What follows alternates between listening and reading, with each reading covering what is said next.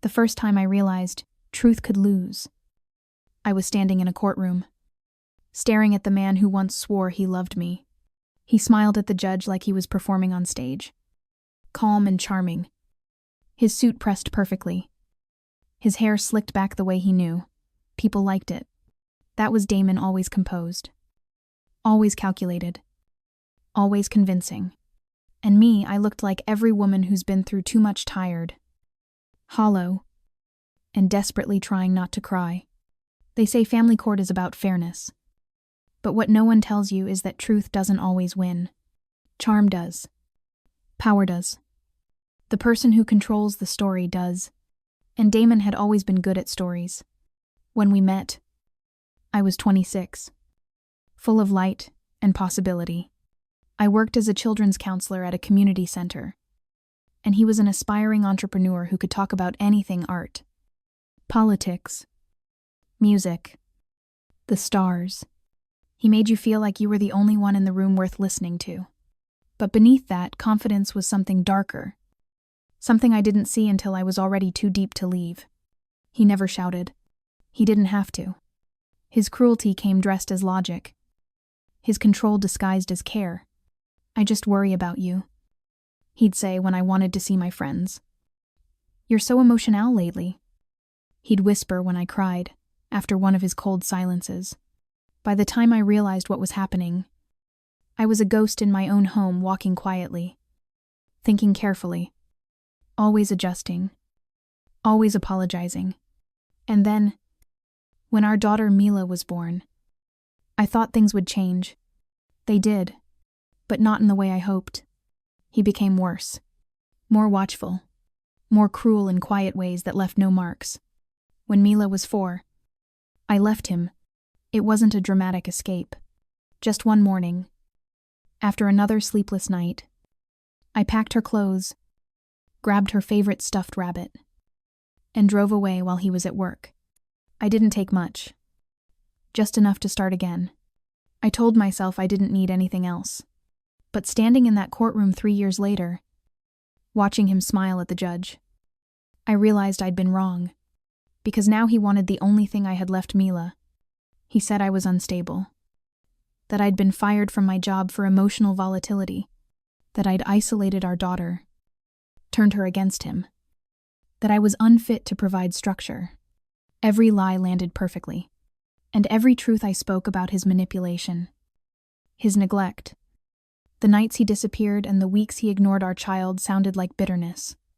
That's the thing about abuse. When it's invisible, no one believes it's real.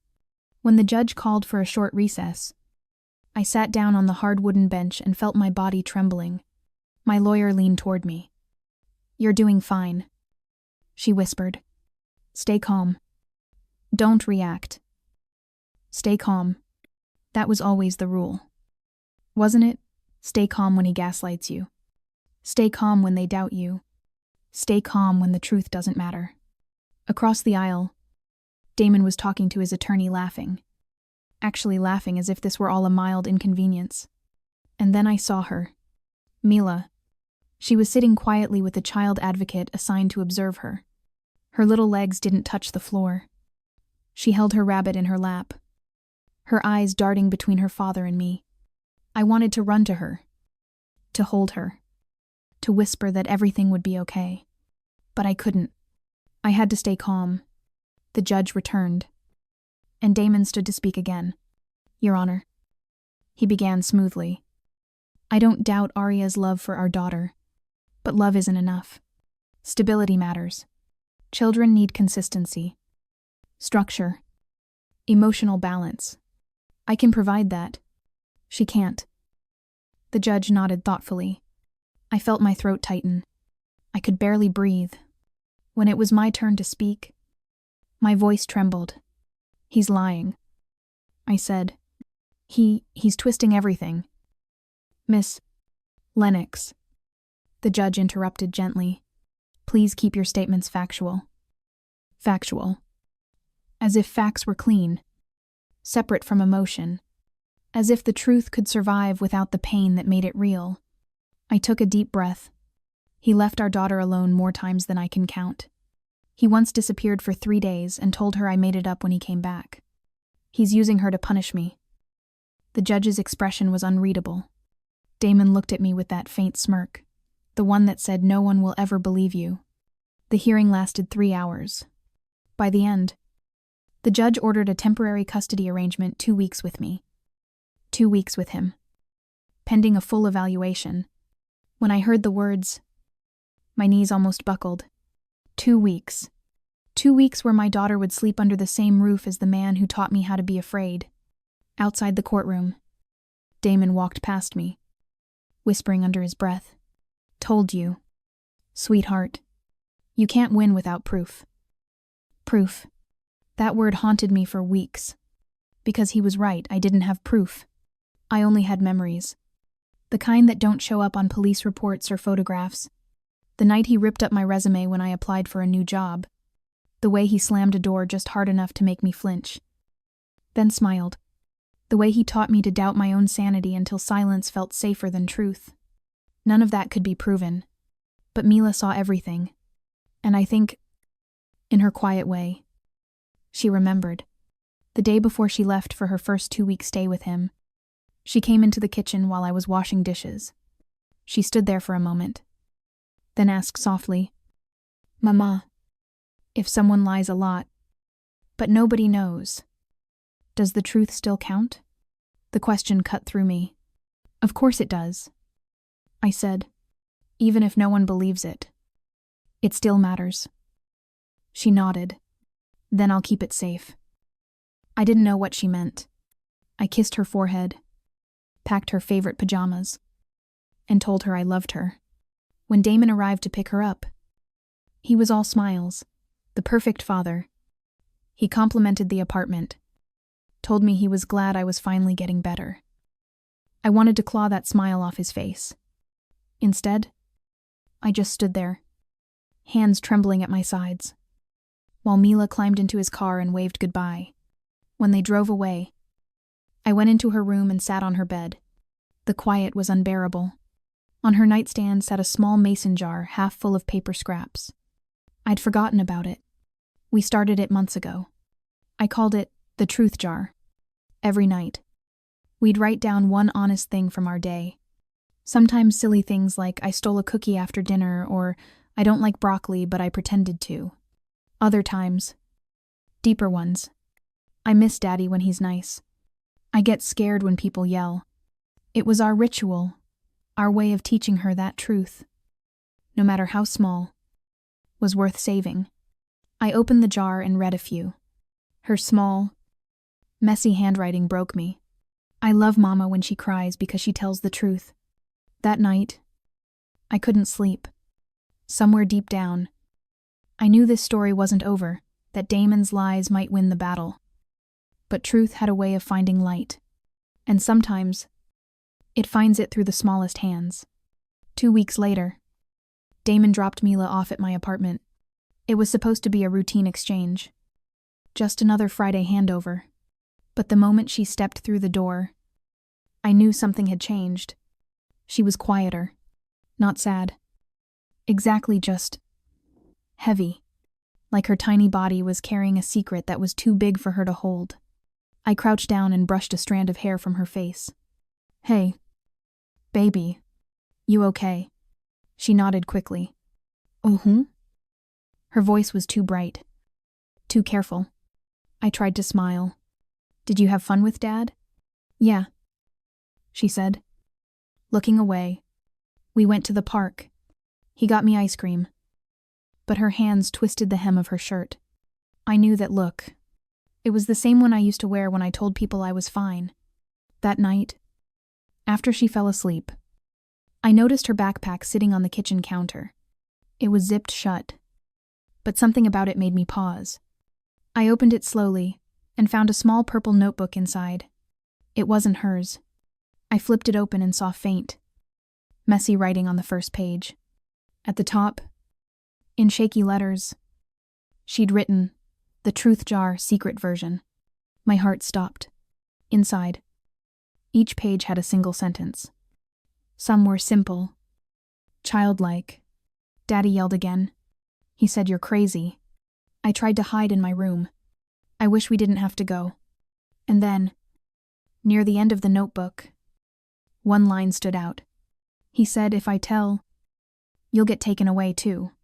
I sat there in the dark, my hands shaking so hard I could barely breathe. I wanted to wake her up right then, to hold her, to tell her she was safe. But I didn't. I couldn't. Not yet.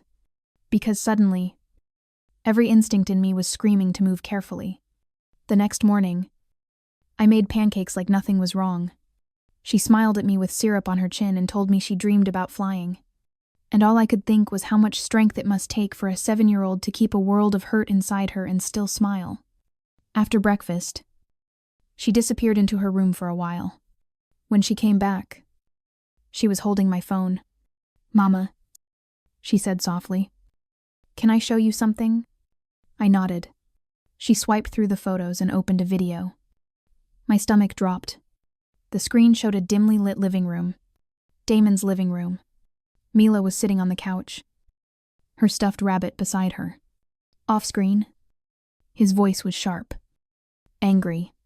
"Why do you always act like your mom's the good one?" he snapped. "You know she lies." "Right. She tells people I'm mean to her. She's crazy." "Mila, you hear me crazy."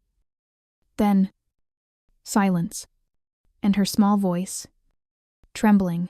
"Mama's not crazy. She tells the truth." The sound of something slamming a door, maybe a table, echoed through the phone. Mila flinched, clutching her rabbit. The video ended abruptly. I couldn't move. My chest felt like it was caving in. I looked at her, my brave girl, and whispered, "Sweetheart, when did you record that?" She looked down at her fingers. "I wanted proof," she said, "because he said you don't have any." I swallowed hard. "How did you even know how to?" She shrugged. "I saw you record songs on your phone once. I thought, maybe truth needs a sound." 2. Tears filled my eyes. I pulled her into my arms, holding her as tightly as I dared. She smelled like pancakes and innocence, and something fiercely unbreakable. "We're gonna fix this." I whispered into her hair. "You did the bravest thing anyone could do." Over the next week, I met with my lawyer. I showed her the video, the notebook, the dates.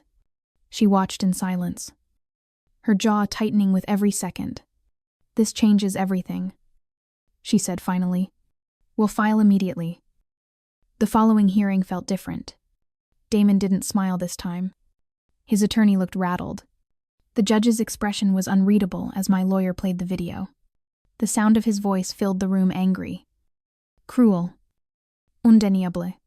Every word he'd ever denied came to life. For once, the truth wasn't invisible. It had a face, a sound, a witness. When the video ended, the room was silent. The judge leaned back, her eyes heavy but steady. "Mr. Hayes," she said slowly, "is there anything you wish to say?" He stammered. His confidence cracked like thin ice. I was frustrated. It's out of context." The judge raised a hand. "Enough." And for the first time, I saw him lose control, not in anger, but in fear. The same fear he had always made me feel. It was strange, watching the scales finally balance. When the judge turned to me, her voice softened. "Ms. Lennox, thank you for your patience throughout this process. The court will be reviewing custody immediately." Afterward, in the hallway, she held her rabbit tight, her eyes searching mine. "Did I do something bad?" she whispered. I shook my head, tears spilling over. "No. Baby, you did something good. You told the truth."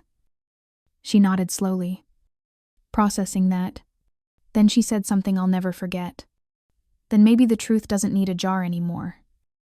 I smiled through my tears. Maybe not. That night, we sat together in her room, the old glass jar still on her nightstand. She opened it, pulled out one of the paper slips, and read it aloud. I love Mama when she cries because she tells the truth. She looked up at me and grinned. You cry a lot. I laughed, wiping my face. Yeah, I said, but maybe that's not such a bad thing. The next day, the judge's decision came in. Damon was granted limited. Supervised visitation, no overnights. No unsupervised time. I would have full custody. When I read those words, I didn't feel victorious. I felt quiet, like the world had finally exhaled after holding its breath too long. That evening, Mila and I sat on the balcony, watching the sky fade into purple. She rested her head on my arm. Mama. Yeah. Baby. Do people get mad when you tell the truth? Sometimes, I said, because truth makes them see things they don't want to. She nodded. But it's still better. Right? I looked at her. My brave little girl. And smiled. Always. And as the wind brushed through her hair, I realized she had given me something I never thought I'd get back: faith. Faith that truth, no matter how small or broken, can still find its voice. Because sometimes, the loudest courage comes from the smallest whisper. The weeks that followed were quieter. Almost eerily so. Damon stopped showing up to exchanges altogether. The court had made its decision, supervised visits only, but he didn't even try. Maybe shame had finally caught up with him. Or maybe he just didn't want to face the daughter who'd seen through his lies. Either way, I didn't chase him. Mila never asked when she'd see him again. She seemed to understand in that strange, intuitive way. Children sometimes do that. Some absences don't need to be filled. We built a new kind of rhythm after that. Mornings filled with laughter. Evenings with stories. There were still hard days. Of course, therapy appointments, paperwork, phone calls that reopened old wounds, but they didn't define us anymore. The heaviness had started to lift. One night, about a month later, I found her sitting on her bed with the truth jar in front of her. It was empty now. She'd taken out all the old notes and replaced them with blank pieces of paper. What are you doing? Baby, I asked. She looked up at me with that quiet wisdom that always made her seem older than 7. Starting over, she said. Starting what over, Lee? The truth. She answered simply. I think we need new ones now. I smiled. You're right. She handed me a pen and a folded slip of paper. You go first. I sat beside her, thinking. There were 100 things I could have written. I'm scared. I'm tired. I'm angry. I'm free. But what I finally wrote was simple. I'm learning that peace isn't silence. It's safety. When she unfolded it and read it aloud, she grinned. That's a good one. Then she wrote her own. I watched her small fingers carefully print each letter. When she was done, she folded it neatly and slipped it into the jar. My turn, secret, she said. I laughed. Fair enough. Weeks passed. I found work again at the community center, part-time at first. Then full. The same building where I'd once counseled kids. Only now I was different. Softer. Maybe. Stronger. Too. There's something about surviving that changes the way you look at pain. You stop seeing it as punishment. You start seeing it as proof. Mila began piano lessons. Every afternoon. Her music filled our small apartment, sometimes clumsy, sometimes beautiful, but always honest. One day, while waiting for her outside class, I got a call from my lawyer. Her tone was careful, almost apologetics. Damon's filing a motion, she said. He wants to reinstate visitation. I felt my heart drop. After everything, she sighed. He's claiming rehabilitation therapy. Anger management. New job. New apartment. We'll contest it. Of course. But I wanted you prepared. Prepared. As if you can ever be prepared to face the person who broke you. When I told Mila, she didn't say much. She just nodded and kept drawing. But that night, I found her jar open again. She'd added a new note. I'm not scared of loud voices anymore. The next hearing came quickly. Damon looked different, thinner. Quieter. His arrogance had been replaced by something that almost looked like regret. He asked to speak directly to the judge, claiming he'd changed, that he missed his daughter, that he wanted another chance. I sat there, listening to his rehearsed apologies, my heart strangely still. There was no anger left, just clarity. When the judge asked if I wanted to respond, I stood slowly. My voice was calm, steady. I'm not here to punish him, I said, but I am here to protect her. Whatever forgiveness looks like, it has to come after safety. The judge nodded, her expression soft but firm. Well said. She ruled that Damon would need a full psychological evaluation before any further visitation could be considered. Until then, contact remained suspended. As we left the courtroom, I felt something shift, not just legally, but emotionally. I'd spent so many years bracing for pain that I'd forgotten what it felt like to stand in my own peace. Outside, the air was cool, the sky heavy with rain. Mila slipped her hand into mine. Mama, she said quietly, are we done fighting? I smiled at her, tears in my eyes. I think so. Sweetheart, the truth fought for us this time. That night, I watched her sleep, her small face peaceful against the pillow. On her nightstand sat the truth jar, now half full again, a mix of my handwriting and hers. I picked it up and shook it gently, listening to the soft rustle of paper inside. It sounded like breathing. For the first time in years, I didn't feel the need to add anything. Months later, on Mila's 8th birthday, I found her sitting by the window, the jar in her lap. She had the lid off and was reading through the notes, one by one. When she saw me, she smiled. Remember this one? She asked, holding up a slip. I love Mama when she cries because she tells the truth. I nodded, my throat tight. I remember. She giggled. You still cry a lot. I laughed through my tears. Yeah, I guess I do. Then she handed me a new note she'd written that morning. The truth is brave, even when it hurts. I took it, folded it carefully, and slipped it into the jar. And that's when I realized this wasn't just a jar anymore. It was a map of everything we'd survived. Every piece of it a reminder that the truth doesn't destroy you. It frees you. If you've ever been silenced, doubted, or made to feel like your truth wasn't enough, I hope you remember this. The truth doesn't need permission to exist.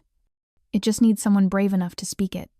If this story touched your heart, please like, share, and subscribe for more stories like this. One stories about resilience, justice, and finding peace after pain. And tell me in the comments, what truth did you have to fight to be heard? Thank you for listening.